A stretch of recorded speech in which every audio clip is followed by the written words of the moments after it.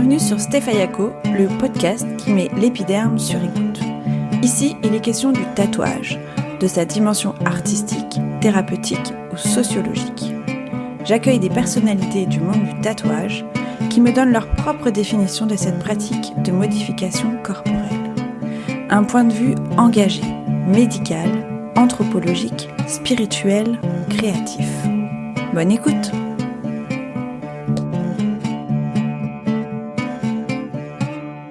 Le seul dessinateur intradermique de France.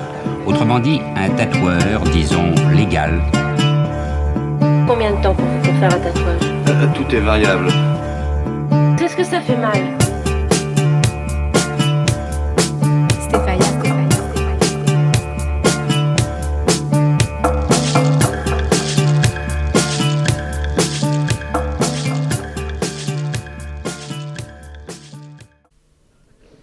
J'ai le plaisir de recevoir Stéphane Guillaume, auteur, grand voyageur et expert du tatouage indien. Dans cet épisode, Stéphane nous parle de ses voyages de recherche en Inde, des différentes symboliques et traditions, de son expérience épique et donne quelques conseils de voyage pour les tatouages. Alors aujourd'hui, je reçois Stéphane Guillaume. Salut Stéphane. Salut Steph. Merci d'avoir accepté de participer au podcast. Je vais te présenter un petit peu. Donc, tu es photographe, auteur et grand voyageur depuis une trentaine d'années. Tu as sillonné le monde avec une petite spécialité tout de même pour l'Inde. Tu es passionné de graphisme, de spiritualité, de tatouage indien et tu as publié plusieurs ouvrages sur ces thématiques. Je voudrais te poser ma première question, la question obligatoire. Quelle est ta propre définition du tatouage? Pour moi, c'est marquer un moment. En tout cas, tous les tatouages que j'ai marquent vraiment un moment et une expérience. Voilà, ça c'est... Après, chacun voit, je sais qu'il y a bien d'autres raisons de le faire, une raison purement esthétique ou sentimentale. Quoique moi, c'est un peu sentimental. La plupart de mes tatouages, c'est en rapport à des groupes sociaux que j'ai étudiés en Inde pour les besoins du livre L'Inde sous la peau. Et les autres ont tous un rapport à la Bretagne. Donc à la Bretagne et aux groupes tribaux que j'ai rencontrés en Inde. D'accord, donc c'est très à la fois identitaire et en même temps des souvenirs un peu carnet de voyage, quoi. Voilà, puis en même temps, j'ai envie de dire très esthétique, quoi, parce qu'il y a vraiment des choses qui sont très très belles de ce que j'ai vu en Inde, et même, par exemple, pour parler de la Bretagne, puisque là je travaille sur les motifs du néolithique de l'île de Gavrinis. Je m'en suis fait tatouer un par Sibarit en handpoke, là, à Rouen l'année dernière. Et on dirait une empreinte de pouce, c'est une gravure néolithique, quelque chose qui a 6000 ans, et puis c'est super beau, quoi. Oui, je l'ai vu le tatouage.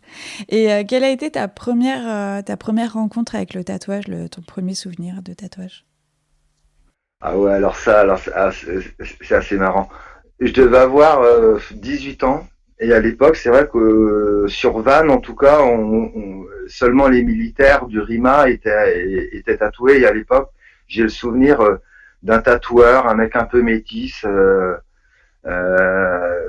qui bossait dans le quartier un peu pourri à l'époque de Saint-Paterne à Vannes. Et dans mes souvenirs, c'était le seul tatoueur de Vannes. Et dedans, il y avait que des loulous ou que des militaires. Et je suis rentré et je me suis fait tatouer un marsupilami sur l'épaule. C'est le premier. Après, il a fallu du temps pour que j'en fasse d'autres. Mais c'est vrai que c'est parce que j'en ai fait 3-4 autres qui ont aussi des histoires assez sympas.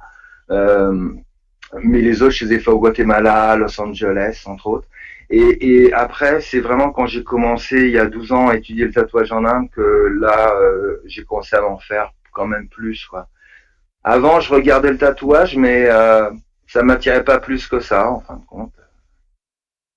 J'en avais fait, mais qui racontait mon histoire. Et puis, il se trouve que aucun de mes potes n'est tatoué, donc t'oublies vite tes propres tatouages. Ou je suis pas du tout centré sur le tatouage dans ma vie. J'arrive même à oublier que je suis tatoué. Mais vraiment, hein, vraiment. Ah ouais, non, Parce ça que m'étonne personne pas. n'est tatoué autour de moi, personne n'en parle, donc c'est pas un truc. Inévitablement, j'en ai plusieurs qui me tombent sous le regard de temps en temps, mais j'y pense pas du tout. Et pourtant, inévitablement, je sais maintenant que c'est vraiment quelque chose qui est rentré dans ma vie et je suis content de continuer à contribuer au monde du tatouage par on en parlait un peu avant, les deux autres livres que je pense auto-publiés sur le tatouage et puis la participation au site Inkers aussi, ça me plaît bien de garder un lien avec ça. Mais je pense que c'est plus l'art et l'art graphique en général qui m'attire. D'accord. L'écriture, complètement. L'écriture m'attire beaucoup. Et tu m'as contacté en 2016, lors de la sortie de ton livre Sous la peau, l'Inde sous la peau. J'avais fait un article sur mon blog et tu avais auparavant publié plusieurs livres dédiés à l'Inde. Donc il y avait La couleur des dieux ou Dieux et déesses de l'Inde. Et il me semble que tu as fait 15 voyages en Inde en 7 ans. D'où vient cette fascination? Comment t'es venue l'idée du livre sur le tatouage en Inde?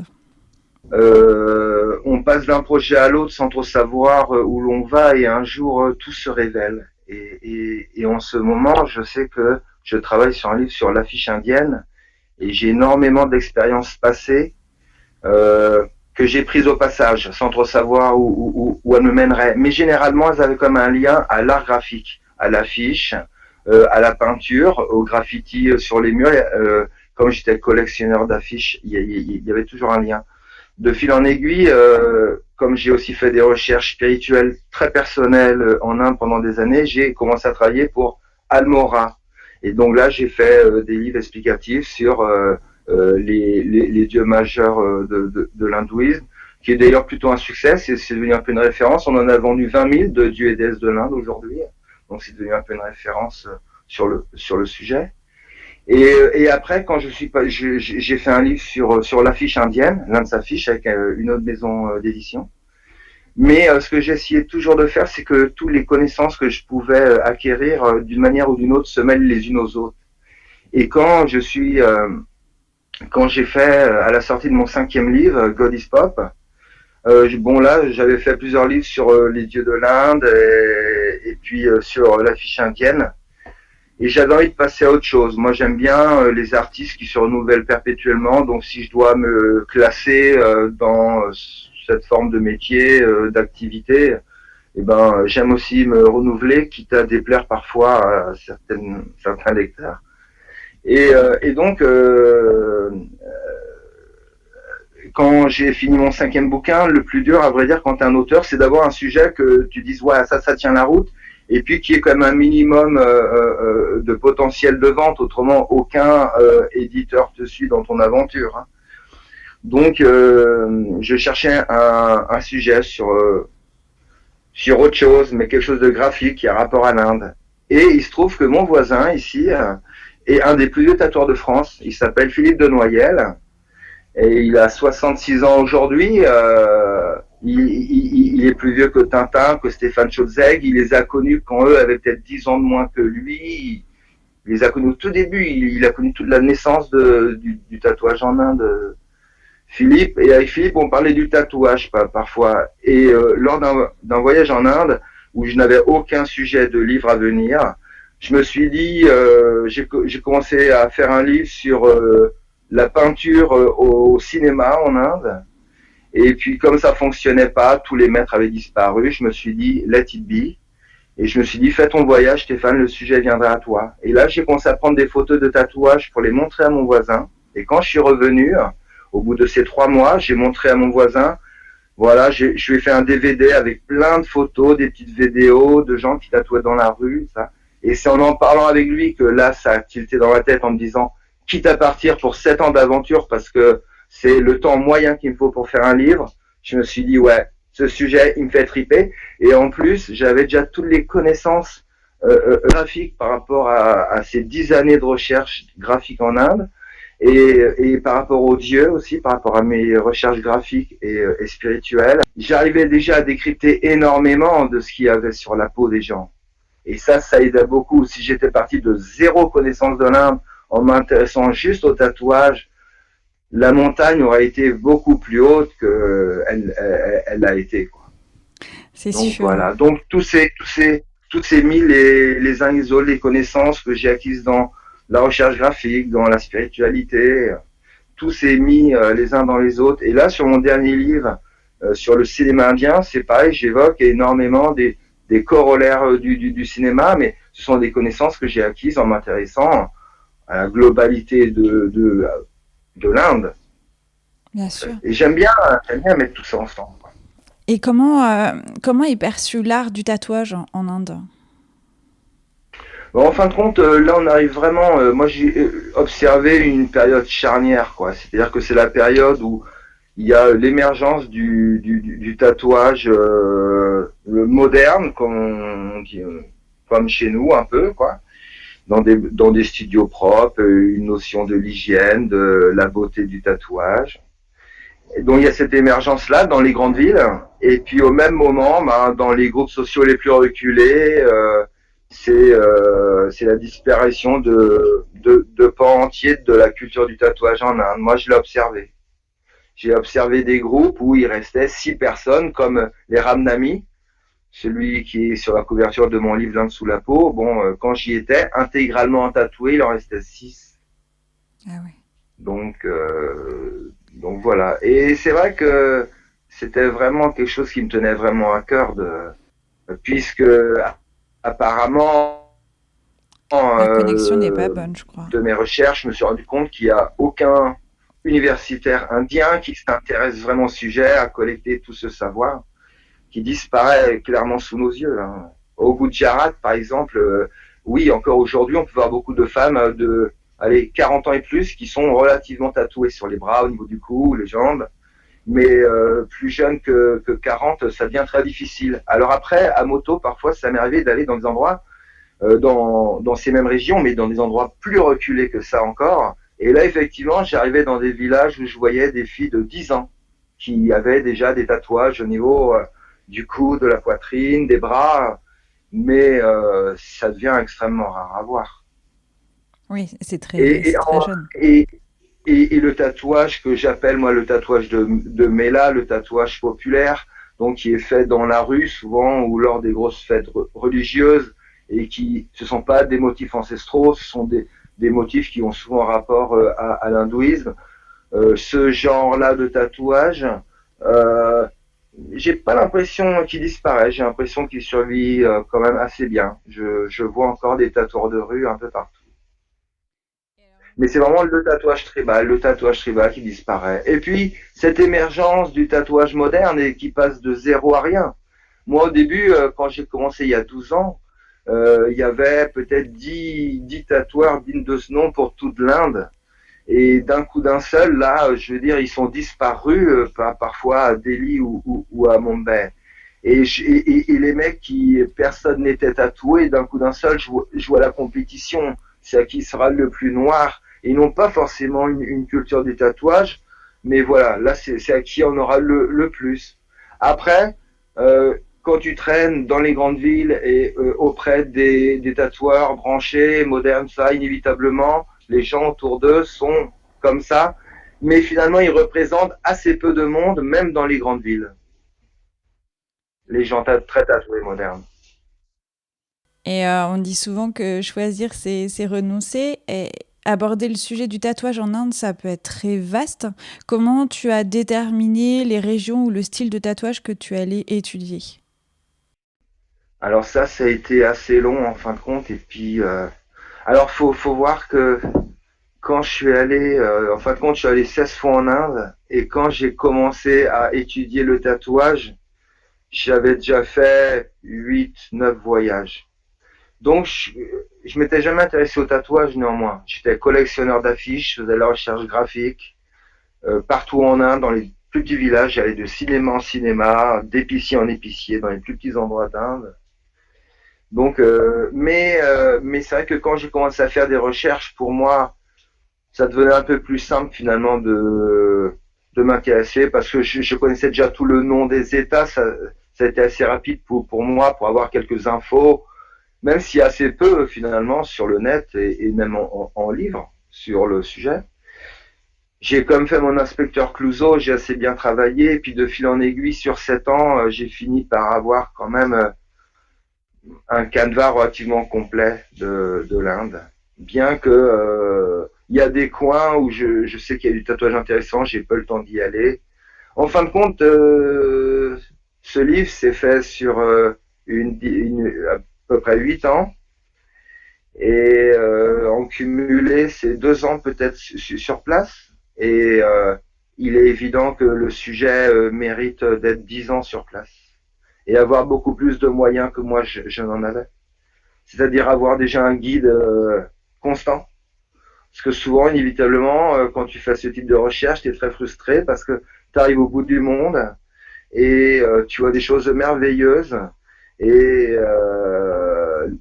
les locaux, ils parlent ni anglais, ni hindi, rien. Et donc là, le challenge, c'est de trouver quelqu'un dans le groupe social qui parle un minimum. Alors parfois, quand tu restes dans la région, là, tu peux louer quelqu'un à la journée. Souvent, moi-même, ce sont des gens plutôt éduqués qui se sont joints avec grand plaisir à moi. Ils prenaient leur moto, ils me disaient Steph, tu fais le plein et puis on va ensemble et moi je vais découvrir mes propres peuples voisins avec toi. Et souvent j'ai embarqué avec moi, voilà, des gens dans la trentaine, des locaux plutôt éduqués que je croisais dans la ville, dans mon hôtel et qui se joignaient à l'aventure, quoi. Souvent ça s'est fait sympathiquement comme ça. C'est des belles opportunités. Mais effectivement, ça n'a rien à voir, par exemple, à quelque chose de préparé, comme pourrait le faire Lars Frutak, où il a des mecs sur place, il arrive, tout juste il arrive en hélico, il y a les 4x4, il y a tout, il reste 10 jours. Moi, c'est pas du tout un mode comme ça. Et puis, en plus, je trouve que même si j'ai pas tous les tenants et les aboutissants du tatouage en Inde, c'est un travail d'universitaire, je trouve ça quand même plutôt agréable de pouvoir y amener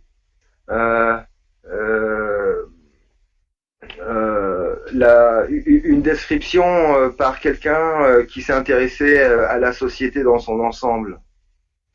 Parce qu'inévitablement, il y a des choses que tu décryptes au-delà. Quand quelqu'un se fait tatouer un Hanuman, si tu ne connais pas le dieu Hanuman, si tu ne connais pas la place que prend le dieu Hanuman dans la société indienne, qui s'y adresse, en quelles circonstances on s'adresse à Hanuman. Quand tu vois qu'un tatouage d'Hanuman, tu pourras le reconnaître, mais tu comprendras globalement pas ce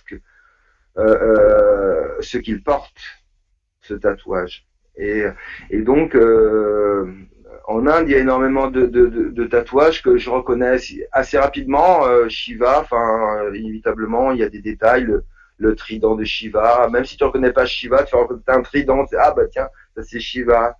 Alors il y a plein d'éléments autour qui t'aident à décrypter. Et ça, j'ai appris à le décrypter en étant collectionneur d'affiches pendant plus de 10 ans avant de m'intéresser au tatouage. Et dans ton livre, L'Inde sous la peau, tu as identifié 3 types de tatouages. Le tatouage tribal, le tatouage de rue et le tatouage urbain. Est-ce que tu peux nous donner un peu ta définition de ces 3 styles ?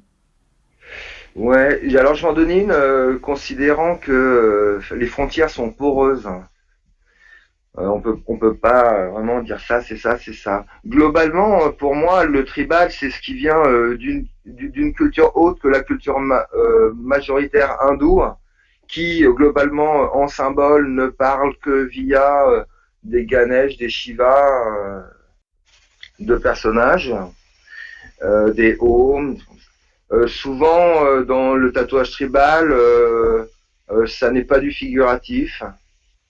C'est lié à aux croyances de groupes ethniques. Alors ça, j'en ai vu un peu partout en Inde. Il y en a encore un peu partout, hein. Beaucoup plus dans la moitié nord néanmoins. Mais bon, comme je disais, souvent ceux qui sont tatoués de ce genre de motifs ont comme au Gujarat, les plus jeunes, au minimum 40 ans, mais dans plein d'autres régions, ils ont au minimum 70 ans. quand on va chez les coupeurs de tête du Nagaland, les plus jeunes qui sont encore tatoués façon traditionnelle, j'imagine qu'aujourd'hui, ils ont entre 70 et 75 ans. Donc voilà, ça c'est une culture qui disparaît. Alors c'est un tas de motifs à chaque fois, c'est une grande surprise. J'adore découvrir des nouveaux groupes ethniques parce que c'est toujours graphiquement des nouveaux motifs relativement inattendus. Puis toutes les croyances qui vont avec. Quoique ça, c'est toujours très très difficile à collecter en fin de compte. Hein. Comme je disais, parce qu'il y a la barrière de la langue et que parfois ils aiment aussi un peu se jouer de nous, ces anciens. Alors s'ils savent que c'est blanc, bah ils vont te dire noir, quoi. Voilà, pour un petit peu. Donc il y a ça. Après, comme j'ai, il y a le tatouage que moi j'appelle Demela, qui donc est un tatouage qui concerne des gens de culture hindoue, peu importe leur caste, même si ce sont des intouchables. Les intouchables font partie de la culture hindoue. Certains intouchables, il y a fort longtemps, viennent probablement de culture indigène, mais depuis, ils se sont quand même fondus dans le modèle hindou majeur. Ces gens-là, souvent qui ont peu d'argent, quoique à New Delhi, dans la rue, j'en vois même qui ont de l'argent pour économiser, ils sont tatoués avec du matériel de méla, c'est-à-dire que c'est souvent du matériel bricolé. C'est souvent, il y a les conditions indigènes sont absolument minables. Les exigences artistiques sont très souvent aussi minables. On le fait un petit peu de père en fils parce que ça rapporte. Donc on va dans la rue ou on va de méla en méla. On cherche pas à bien faire. On fait quelque chose. Le consommateur n'est pas trop exigeant. Il veut seulement pas payer plus de 10 roupies. Et comment ils arrivent à faire perdurer justement ce tatouage de rue malgré les conditions hygiéniques et puis le fait qu'il y a aussi des boutiques qui s'ouvrent? Comment ils arrivent à faire Il y a perdurer ça? encore des millions de personnes en Inde qui sont inéduquées. La plupart des tatoueurs de rue à qui je parle sont inéduqués et viennent de villages très pauvres. Ils vivent dans des conditions absolument invraisemblables, ces mecs-là. Donc, quand de temps en temps je restais 1 heure autour du mec, à observer, à le prendre en photo, il y avait un good feeling, quoi. Et j'essayais souvent quand je sympathisais avec d'autres passants, à ce qu'ils me traduisent un petit peu, qu'on fasse une petite interview du mec, quoi. Et quand j'évoquais la partie hygiène, non mais attends, mais c'est comme si j'avais parlé de cosmonaute à Léonard de Vinci, quoi, tu vois. Il a peut-être compris l'idée, mais il n'aura pas tout compris, quoi. Et ben là, c'est pareil, quoi. Et certains me disent, tu vois, je change l'aiguille, mais tu vois bien que leur machine est dégueulasse, leurs mains sont dégueulasses, c'est dégueulasse autour, tu vois, et puis ils changent d'aiguille, et ce sont des machines sur lesquelles on met des aiguilles à coudre. Donc, tu vois, avec une pince dégueulasse, il prend son aiguille dégueulasse, souvent qu'il jette à même la rue ou dans le caniveau juste à côté de lui. Donc, avec les tongs, voilà, c'est le festival des fakirs là-dedans. Et quand tu leur parles hygiène et tout ça, non, les mecs ils comprennent pas du tout. Et même, je vais te dire un truc invraisemblable. Ça m'est arrivé plus d'une fois, dont une fois en Orissa avec un ami qui avait joué le jeu du guide avec moi, un local éduqué. Et le mec, pendant une semaine, on a traîné partout autour de ce village en Orissa, mais vraiment dans des villages tribaux très reculés, tout juste s'il y avait l'électricité. Et je parlais tous les jours à ce copain qui s'appelle Apurba, et tous les jours je lui parlais des risques du tatouage de rue. Et ben, on est arrivé au bout de 7 jours dans une grosse ville du sud de mon état, là, l'Orissa, et j'ai photographié un mec qui tatouait dans la rue, et Apurba, au bout d'une semaine avec moi, et ben, il voulait quand même se faire tatouer quelque chose. J'en ai dissuadé, mais tu vois, même au bout d'une semaine d'être avec moi, le mec, il avait toujours pas compris, quoi. On voit vraiment que ce que l'on veut voir. Bien sûr. Et quels sont les motifs récurrents et leur signification? Un peu, que ça soit pour le traditionnel ou il y a peut-être aussi des motifs un peu à la mode dans le style plus contemporain. Qu'est-ce que toi tu as observé comme motif vraiment courant et ce que ça peut vouloir symboliser? Dans le tribal, il y a, je dirais, un motif qui revient assez souvent et qui est probablement, qui date d'un certain animisme et qui se retrouve aussi dans l'hindouisme, c'est la fleur de lotus. Et la fleur de lotus, par exemple, c'est le motif du fameux BJP, le parti politique du président actuel, un peu droite, très droite. Hein. Mais c'est un motif que l'on retrouve très fréquemment dans l'iconographie hindoue. On voit souvent des dieux hindous qui sont debout ou assis sur un lotus. Et ben dans le tribal, c'est aussi alors souvent il est complètement stylisé là. Par contre, c'est souvent des formes bien sûr en cercle. Et ça il revient assez souvent ce motif-là au travers des différentes cultures tribales ou de l'hindouisme. C'est un motif qui revient assez souvent. Les motifs floraux reviennent assez souvent, un peu dans toutes les cultures.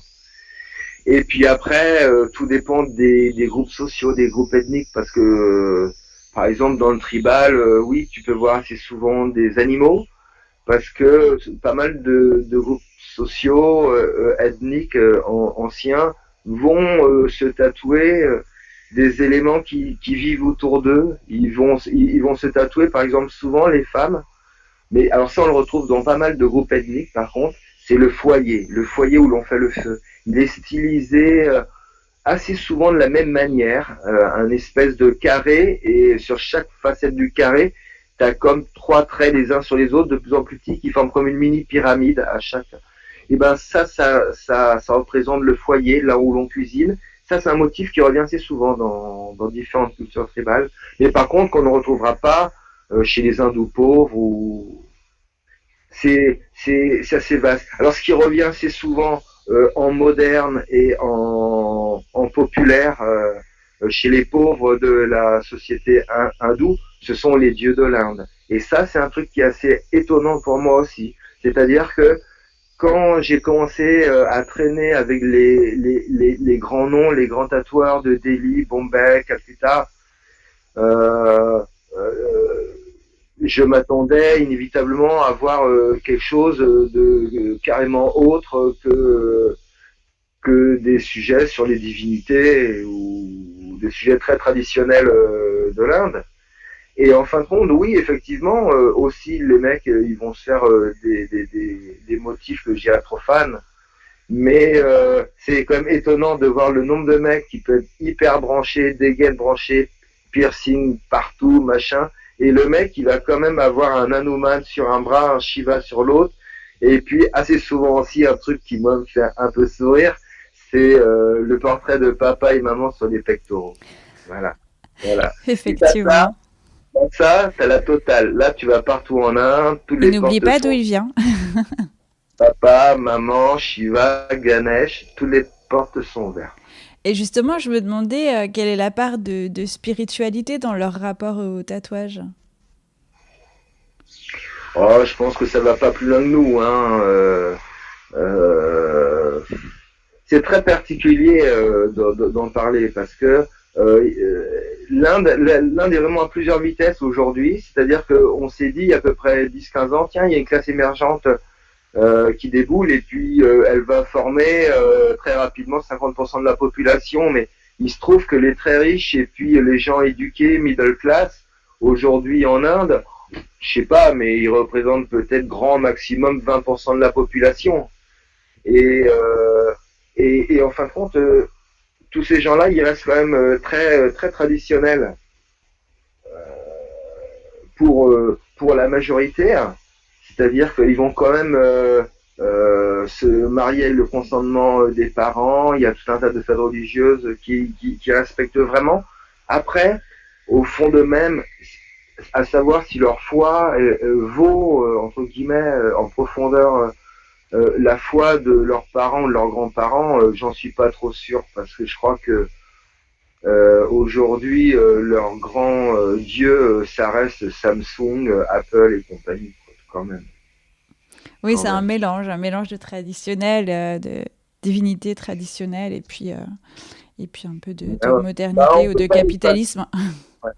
Bah, c'est sûr qu'on peut pas effacer une fois aussi intense. Parce que quand je suis arrivé en Inde en 1997, il y a 25 ans, ça avait déjà bien évolué depuis une centaine d'années, mais c'était quand même, ça me semblait en tout cas autrement plus passionnel dans le rapport à la religion, à la foi. Et ça, par exemple, je l'observais sur la ferveur qui se dégageait de leur grande méla, leur grande foi religieuse, là, dont la fameuse Kumbh Mela. Et là, c'était hystérique, et puis il y avait toutes les générations. Quand aujourd'hui je tombe dans des mélas, et inévitablement j'y vais parce que c'est des endroits où on rencontre encore des tatoueurs. C'est vrai que je me rends compte que c'est quand même une population très vieillissante qui fait la route pour aller prier leurs dieux pendant 3 jours et habiter sous une toile de tente.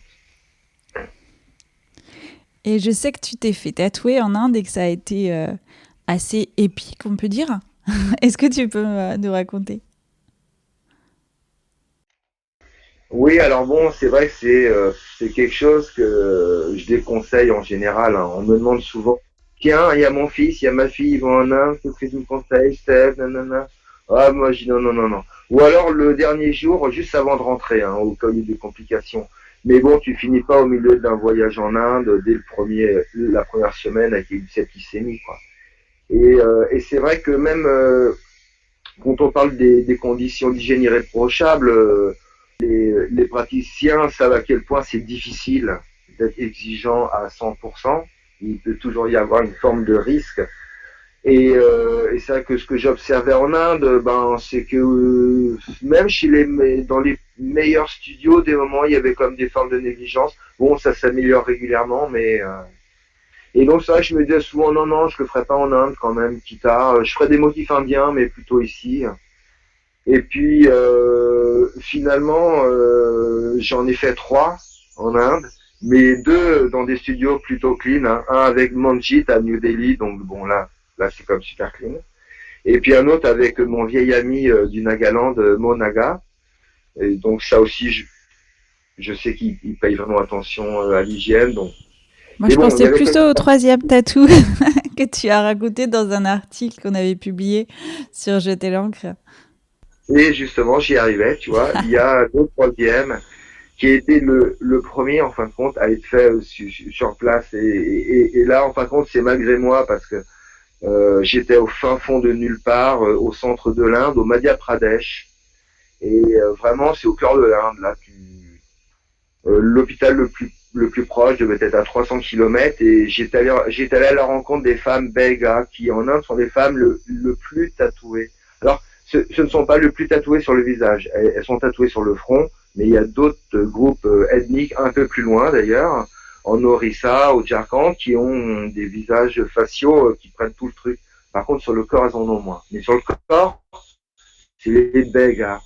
Et ils sont agriculteurs. Et les Bégas se font tatouer, non, ils ne se tatouent pas entre eux, ils se font tatouer par un autre groupe ethnique qui pendant longtemps étaient quasiment les principaux tatoueurs dans les mélas, les tatoueurs de rue, qui sont les Banjaras. Alors les Banjaras, ce sont les cousins très éloignés de nos gitans de Roumanie, d'Inde. Ceux qui sont arrivés d'une longue pérégrination d'Inde il y a 1000 ans, là, qui sont arrivés en Europe.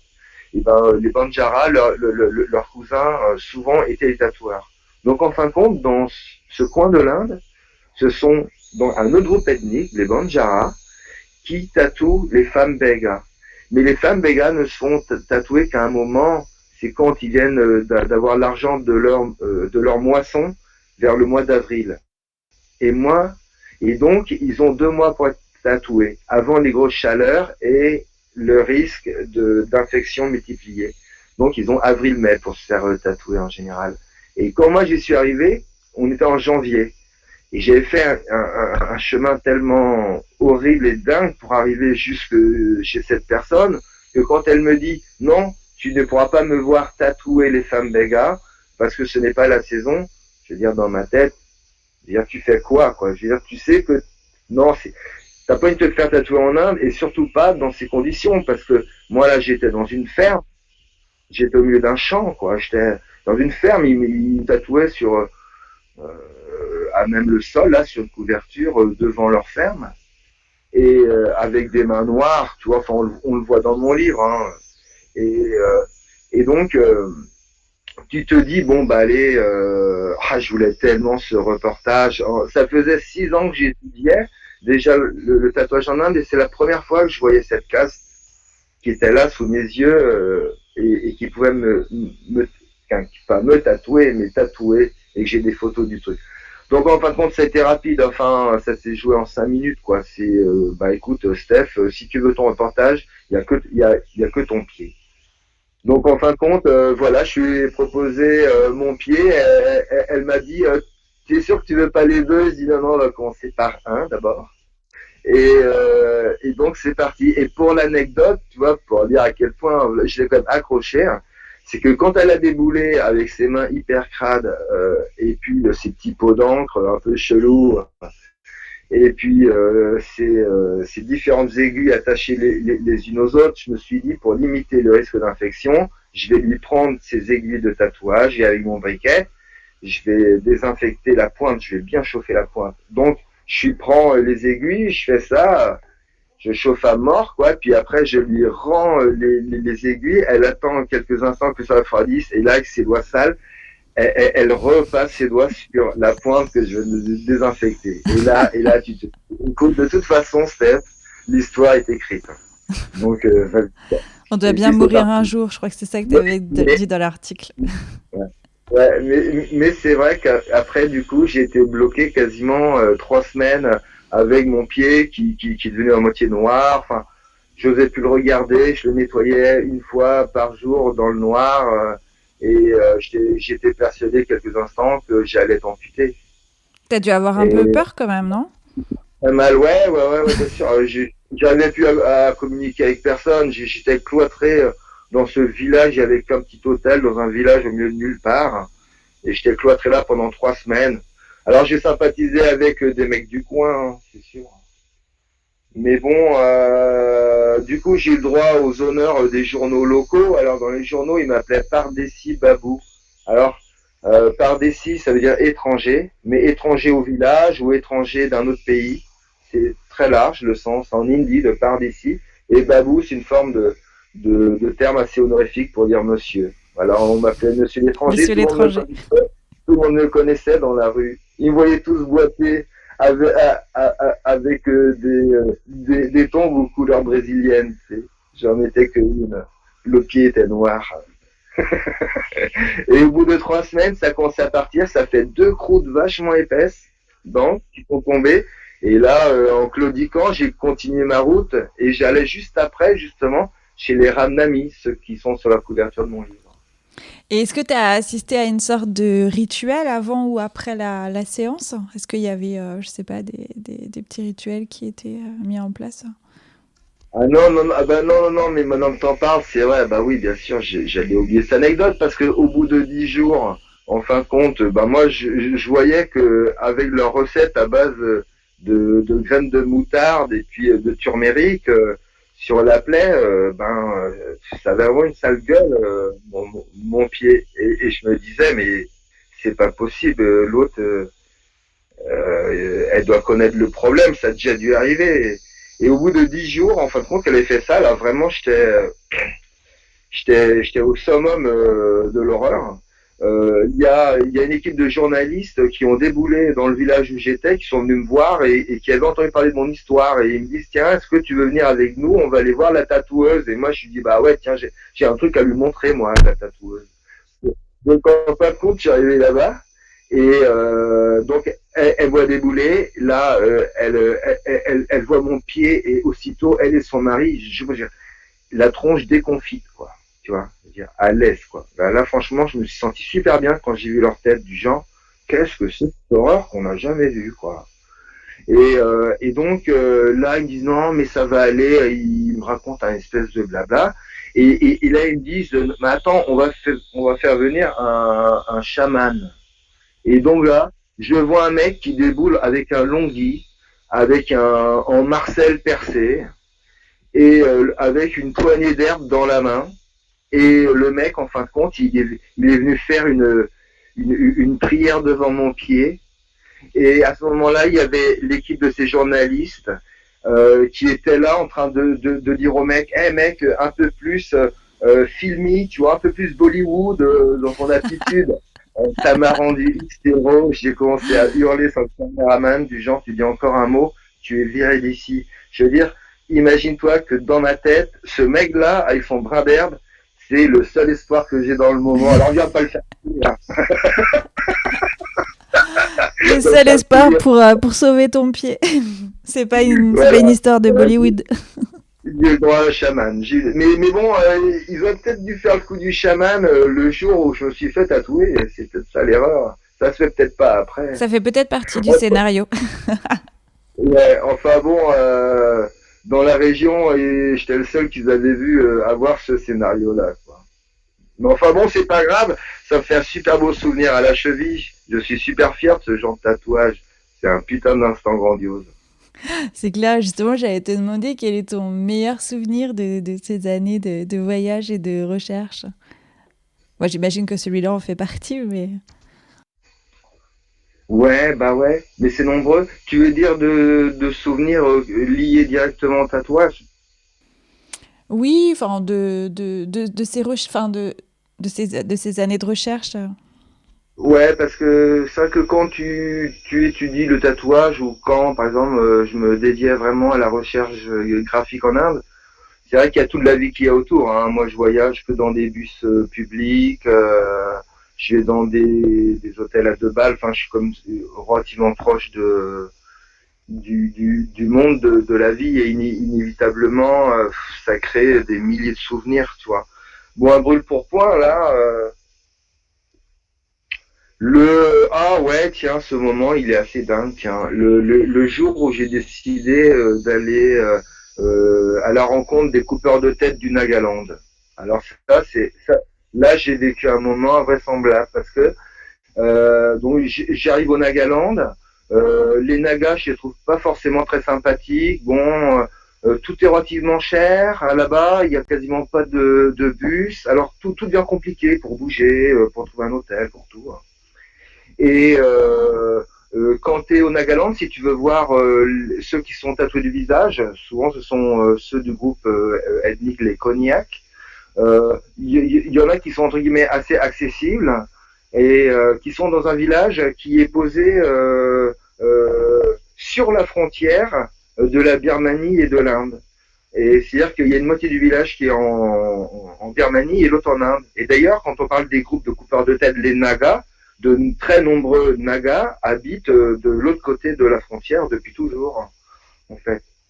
Et donc je me dis, ouais, non mais attends, ils étaient immanquables ceux-là, il fallait que je les rencontre, ces coupeurs de tête. Donc je me débrouille et puis là je prends une espèce de 4x4 bus, taxi, qui me dépose dans ce village au bord de la frontière et il repart.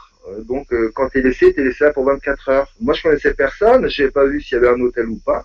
Alors je déboule avec mon sac à dos comme ça dans ce village sur la crête d'une montagne et j'avance et puis là je vois une grande église baptiste. Alors tu sais, c'est trop marrant, t'es chez coupeur de tête, premier truc que tu vois c'est une grande église.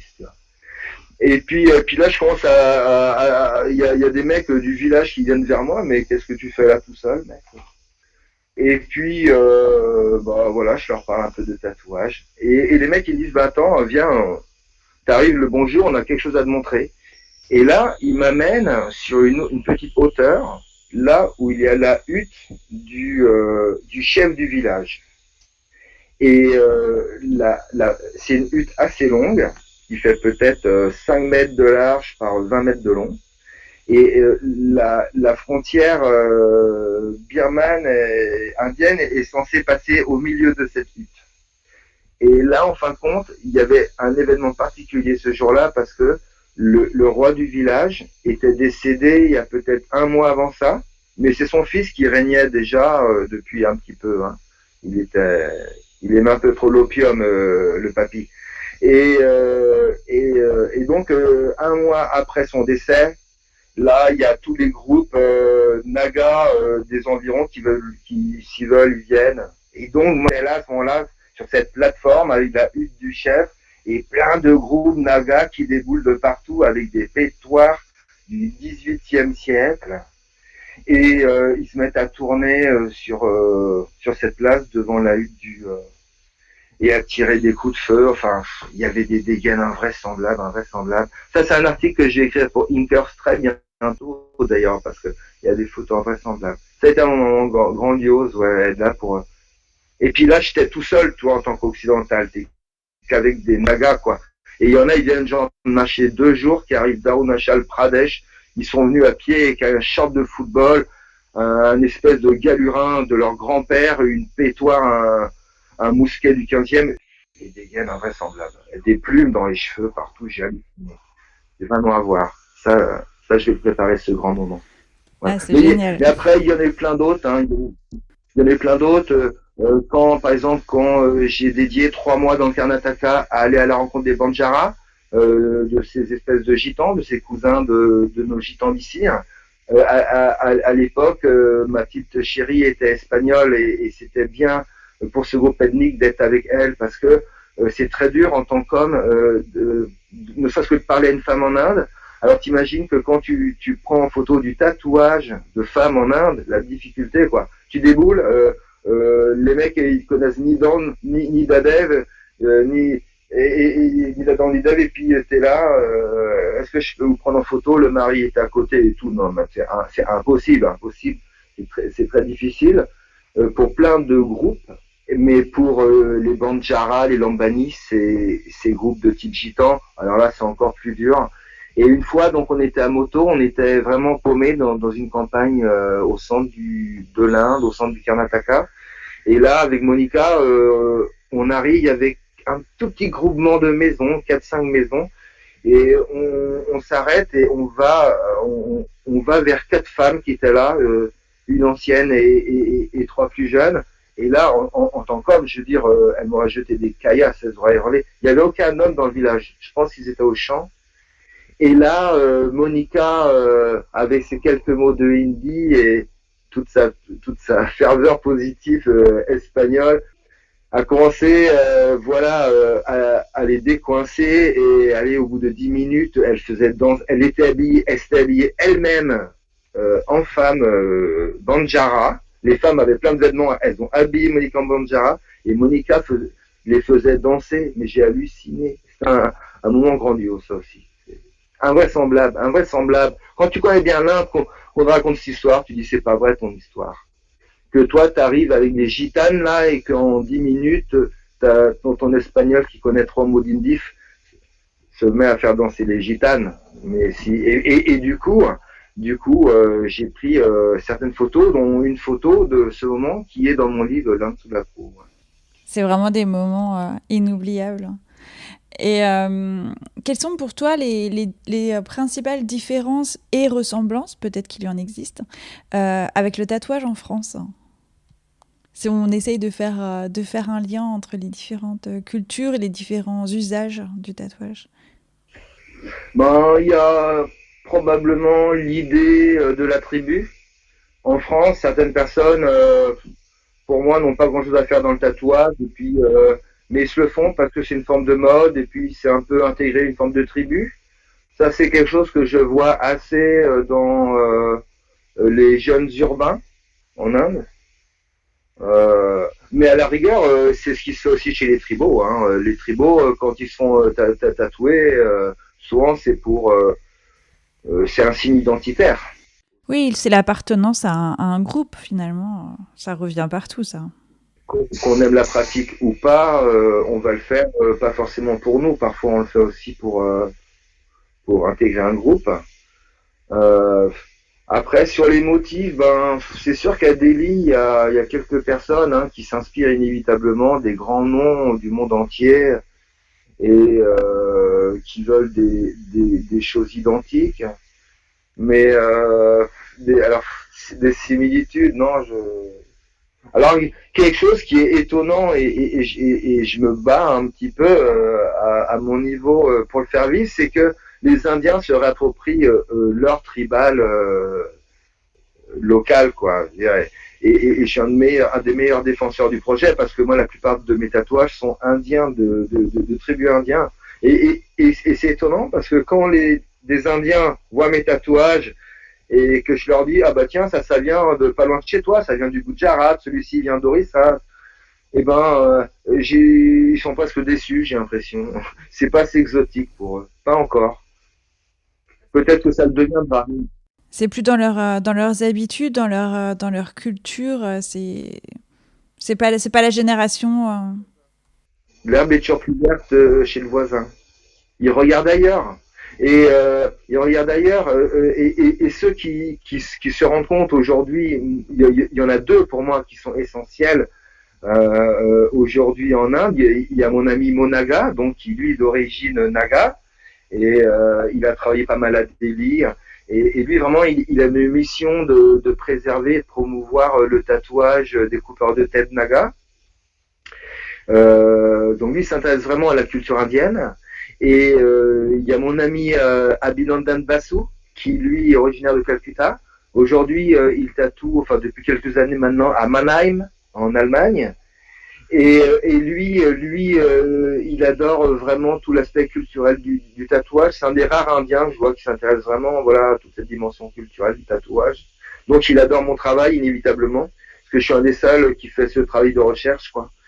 Et donc, lui, là, quand j'ai sorti mon livre Street Tattoo Flash de l'Inde, il s'est inspiré de tous ces flashs des tatoueurs de rue que souvent j'ai pris en photo dans des grosses foires religieuses, et il en a créé un nouveau genre, et il doit venir me tatouer en Bretagne là, un de ces quatre, il va faire un truc avec donc ce nouveau genre qu'il a créé, fait à partir de motifs pas forcément tribaux, qui appartiennent plutôt à la culture rurale mais hindoue, mais que l'on voit quasiment que chez des paysans perdus au fin fond de l'Inde.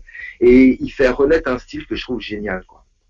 Donc, je suis très content que mes ouvrages aussi puissent inspirer des gens de partout, hein, parce qu'après, je sais qu'il y en a ailleurs dans le monde qui s'inspirent un petit peu de mes recherches.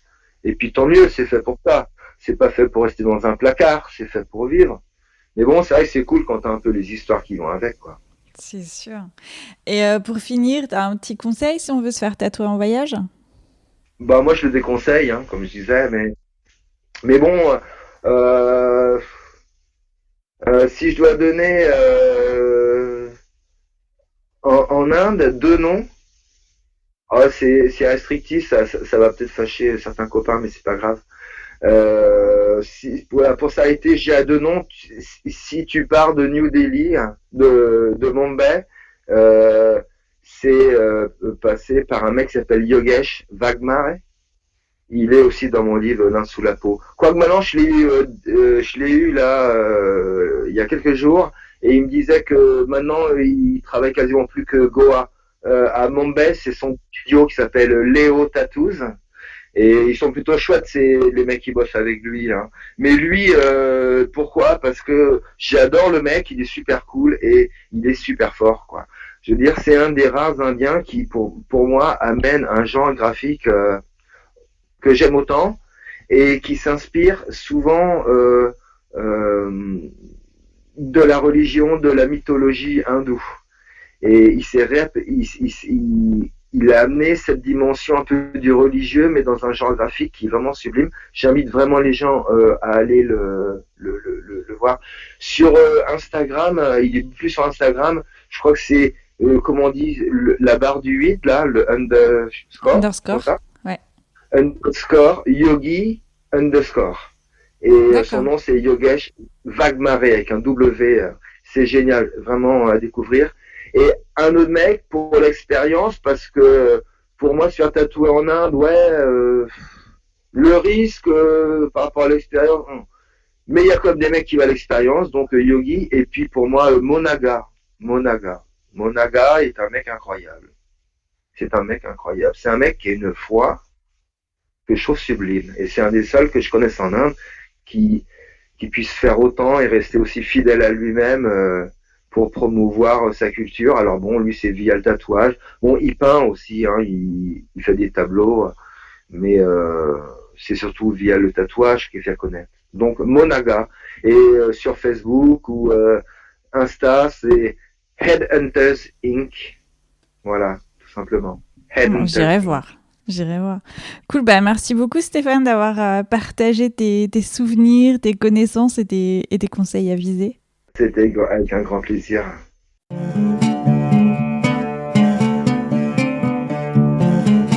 Ça vous a plu ? Alors, j'ai besoin de vous. Abonnez-vous, notez le podcast avec plein de petites étoiles. Et n'hésitez pas à commenter, cela m'intéresse vraiment d'avoir votre avis. Je suis aussi sur Instagram, Facebook et le blog. C'est tout simple, c'est Stéphayako. Merci.